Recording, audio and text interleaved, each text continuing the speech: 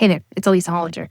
And a lot of times, taxpayers, if they're wage earners, and a wage earner is someone that we call when they receive a W-2, often there aren't many ways to save taxes. Well, you can have kids. Well, having kids may save you on taxes, but you spend a lot more money in other ways. But if you're a wage earner, one of the things that you can do to save on tax dollars is you can put money in an IRA. You can max out what you put into your 401k. Make sure that you're getting that employer matching, or if you have a simple, that's going to be your best bang. In fact, it's one of the few ways that you actually get to receive a tax deduction and keep the asset. Everything else requires you to spend the money.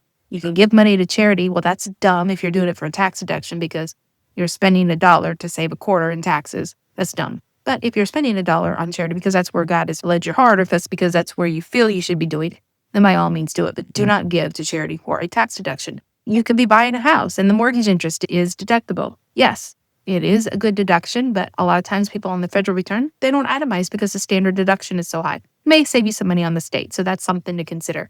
If you're renting versus buying a house, well, at least buying a house, even though the interest may or may not be deductible, if you're buying a house, it's usually money that you're going to get back when you sell, which means in essence, you've lived there for 5 years for free. So just a few things as a wage earner, just be mindful. There's not a whole lot that you can do, but there are things that you can do.